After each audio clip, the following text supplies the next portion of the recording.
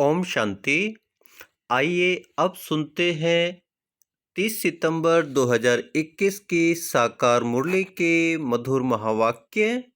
कुछ देर मीठे मीठे बाबा की याद में बैठेंगे।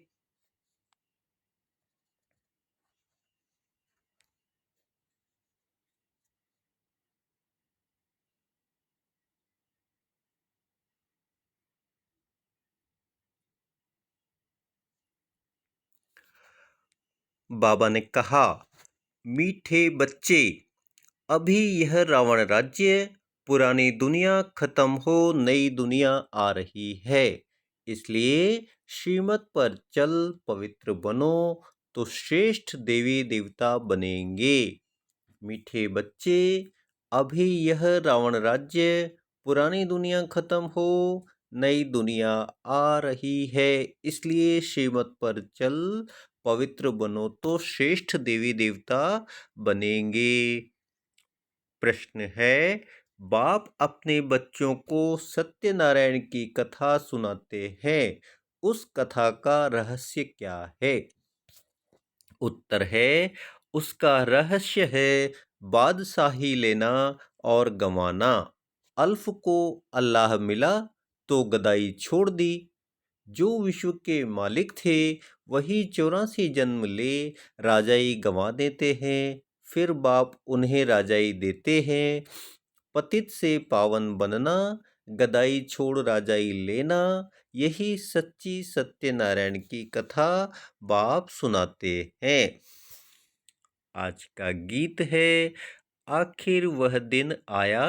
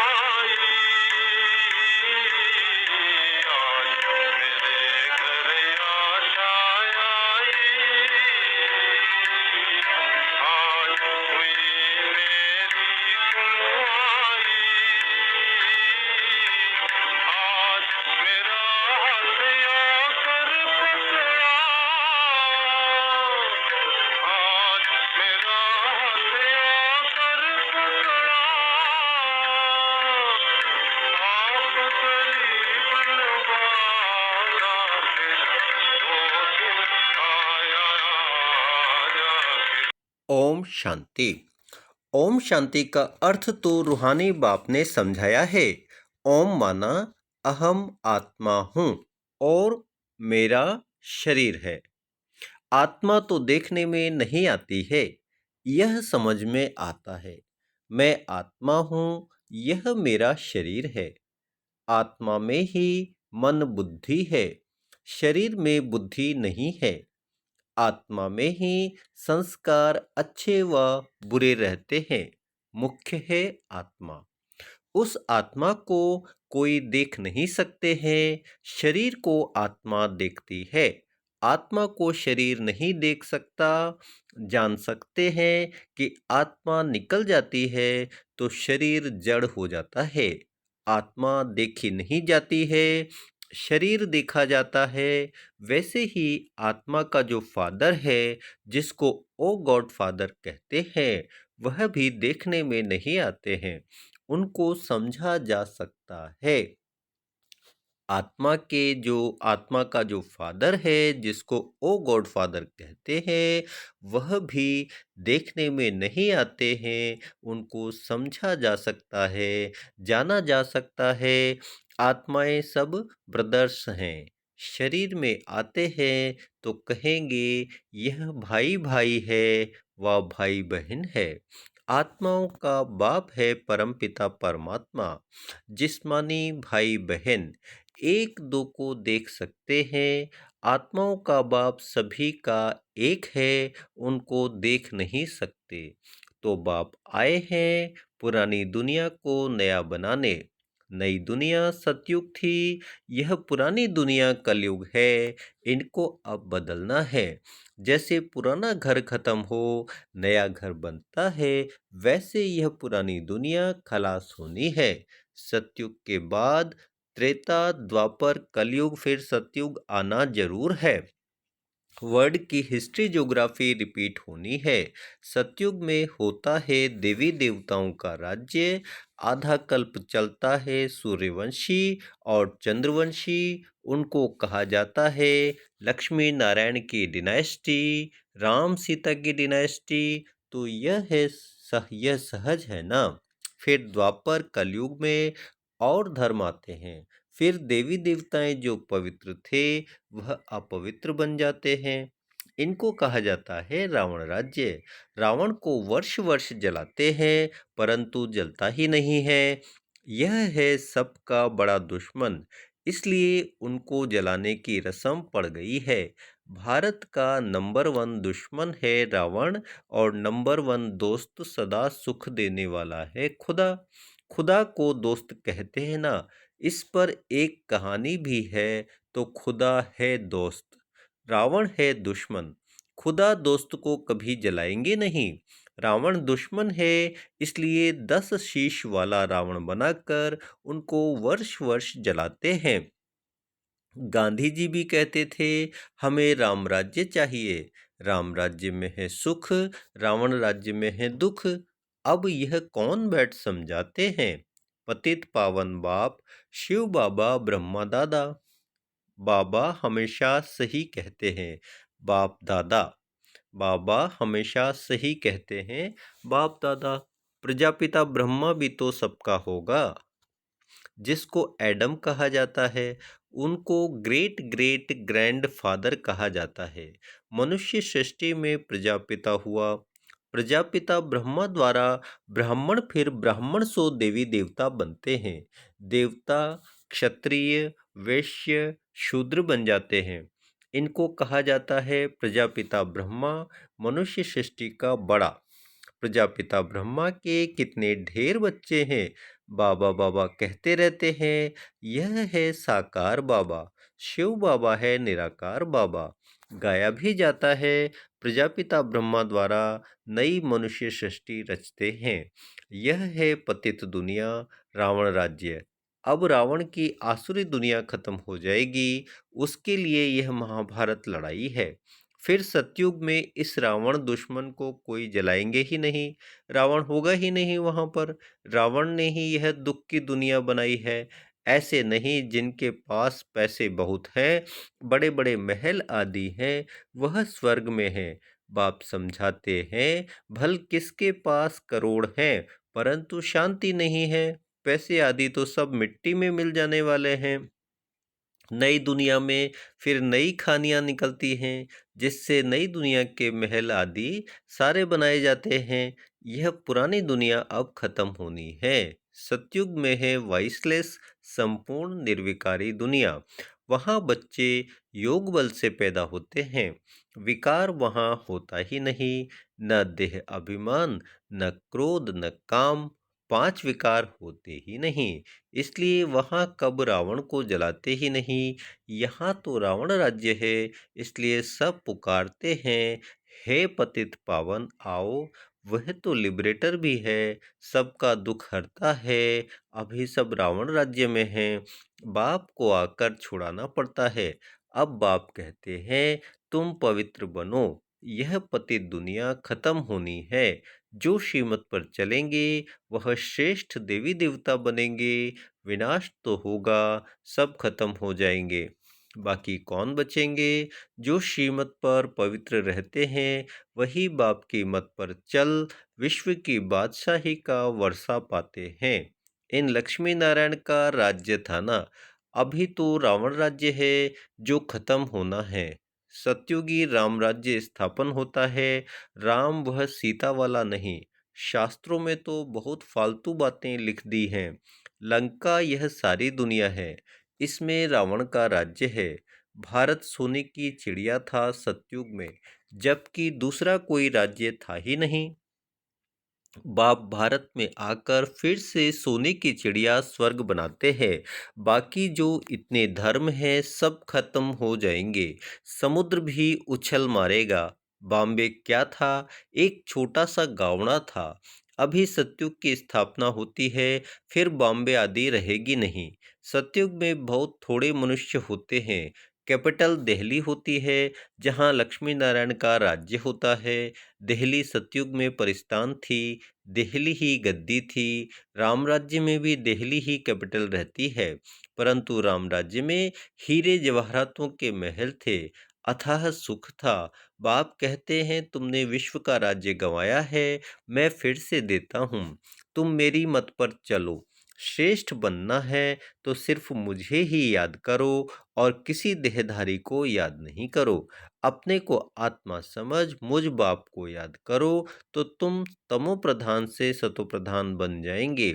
तुम मेरे पास चले आएंगे। तुम मेरे गले की माला बन, फिर विष्णु के गले की माला बन जाएंगे। माला में ऊपर हूं मैं।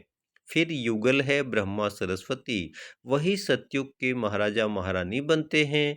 उन्हों की फिर सारी माला है, जो नंबरवार गद्दी पर बैठते हैं। मैं भारत को इन ब्रह्मा सरस्वती और ब्राह्मणों द्वारा स्वर्ग बनाता हूँ। जो मेहनत करते हैं उन्हों के फिर यादगार बनते हैं। आत्माओं का रहने का स्थान है परम धाम, जिसको ब्रह्मांड भी कहते हैं। हम सब आत्माएं वहाँ स्वीट होम में रहने वाली हैं, बाप के साथ। वह है शांति धाम। मनुष्य चाहते हैं हम मुक्ति धाम में जाएं, परंतु वापस कोई जा नहीं सकते, सबको पार्ट में आना ही है। तब तक बाप तुमको तैयार करते रहते हैं। तुम तैयार हो जाएंगे तो वहाँ जो भी आत्माएं हैं वह सब आ जाएंगी। फिर खलास, तुम जाकर नई दुनिया में राज्य करेंगे। फिर नंबरवार चक्र चलेगा। गीत में भी सुना है ना, आखिर वह दिन आया आज। भक्ति मार्ग में धक्के खाते रहते हैं। बाप है ज्ञान सूर्य प्रगटा। अभी तुम्हारी बुद्धि में सृष्टि के आदि मध्य अंत का ज्ञान है। जानते हो जो भारतवासी नरकवासी है, वह फिर स्वर्गवासी बनेंगे। बाकी इतनी सब आत्माएं शांति धाम में चली जाएंगी। समझाना बहुत थोड़ा है। अल्फ बाबा बे बादशाही। अल्फ बाबा बे बादशाही। अल्फ द्वारा बादशाही मिल जाती है, गदाई खत्म हो जाती है। उसकी कहानी बाप बैठ समझाते हैं। यह है सच्ची सत्यनारायण की कथा, बाकी सब है दंत कथाएं। बाबा ही नर से नारायण बनने के लिए यह ज्ञान सुनाते हैं। हिस्ट्री ज्योग्राफी है ना। लक्ष्मी नारायण का राज्य कब शुरू हुआ, कब तक चला, तो कथा भी हुई ना। जो विश्व पर राज्य करते थे, वह 84 जन्म लेकर बिल्कुल ही तमो प्रधान बन गए हैं। अभी बाप कहते हैं मैं वही राज्य फिर से स्थापन करता हूँ। तुम कैसे पतित से पावन, पावन से पतित बनते हो, वह सारी हिस्ट्री ज्योग्राफी समझाते हैं। पहले पहले सूर्यवंशियों का राज्य, फिर चंद्रवंशियों का, उसके बाद दूसरे भी बौद्धि, इस्लामी, फिर क्रिश्चियन आए। फिर वह देवी देवता धर्म था, जो था सो गुम हो गया। फिर वर्ल्ड की हिस्ट्री ज्योग्राफी रिपीट होगी। शास्त्रों में ब्रह्मा की आयु 100 वर्ष दिखाई हुई है। यह जो ब्रह्मा है, जिसमें बाप बैठ वर्षा देते हैं, इनका भी शरीर छूट जाएगा। आत्माओं को बैठ जो आत्माओं का बाप है, वह सुनाते हैं। वही पतित पावन है। मनुष्य मनुष्य को पावन बना नहीं सकेंगे। जो खुद ही मुक्त नहीं हो सकते, वह औरों को फिर कैसे करेंगे। वह तो सब भक्ति सिखलाने वाले अनेक गुरु हैं।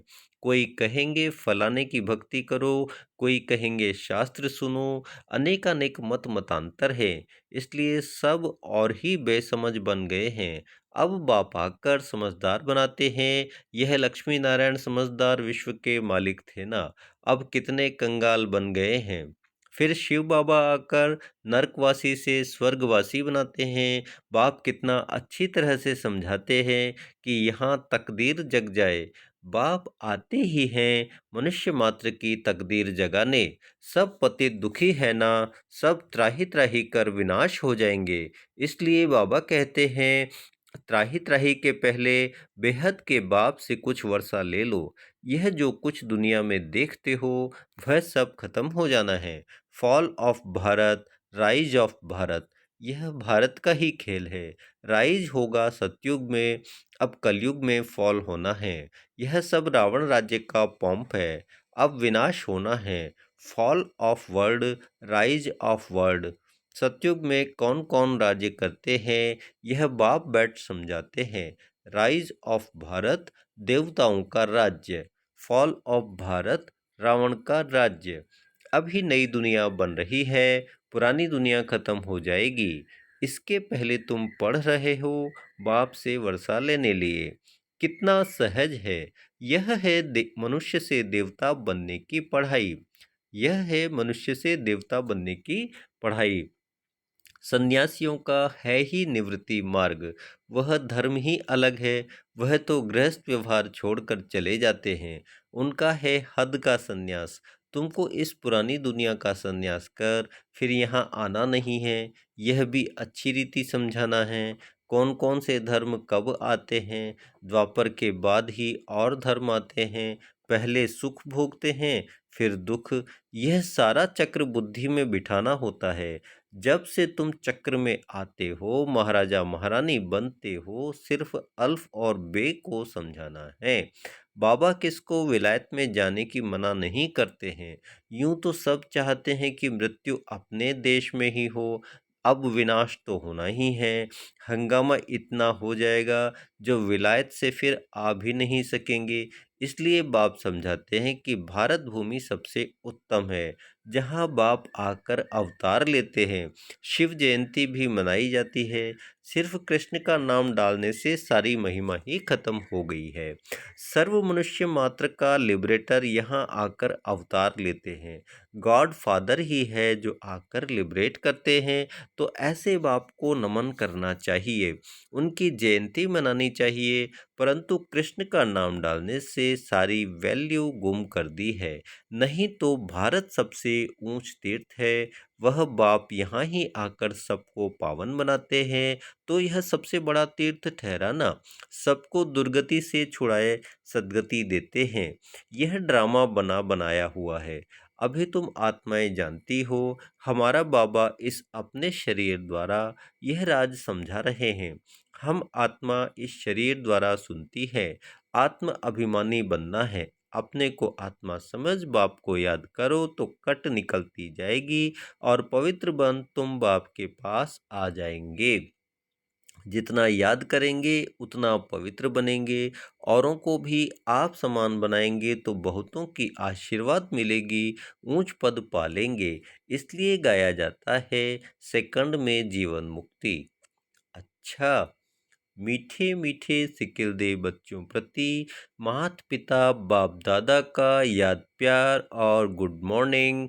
रूहानी बाप की रूहानी बच्चों को नमस्ते। हम रूहानी बच्चों की रूहानी बाप दादा को याद प्यार, गुड मॉर्निंग, नमस्ते, शुक्रिया बाबा, शुक्रिया, थैंक यू। अब आज की मुरली से धारणा के लिए दो मुख्य मधुर महावाक्य हैं। पॉइंट नंबर 1, बाप के गले की माला बंद, विष्णु के गले में पिरोने के लिए संपूर्ण सतोप्रधान बनना है। बाप के गले की माला बंद, विष्णु के गले में पिरोने के लिए संपूर्ण सतोप्रधान बनना है। एक बाप की मत पर चलना है। एक बाप की मत पर चलना है। नंबर 2, ऐसी सेवा करनी है जो अनेक आत्माओं की आशीर्वाद मिलती रहे। ऐसी सेवा करनी है जो अनेक आत्माओं की आशीर्वाद मिलती रहे। त्राही त्राही होने के पहले बाप से पूरा पूरा वर्षा लेना है। त्राही त्राही होने के पहले बाप से पूरा पूरा वर्षा लेना है। अब मीठे मीठे बाबा से का वरदानी हाथ अपने सिर पर फील करेंगे और प्यारे प्यारे बाबा से वरदान लेंगे।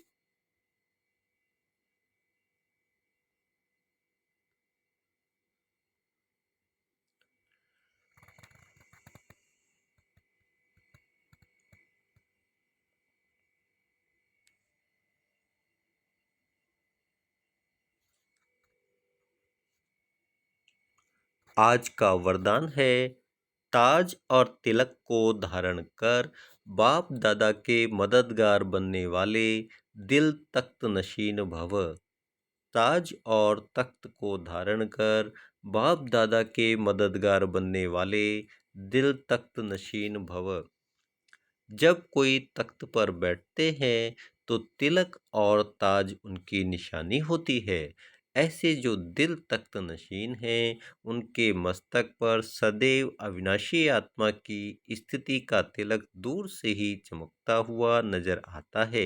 सर्व आत्माओं के कल्याण की शुभ भावना उनके नयनों से व मुखड़े से दिखाई देती है।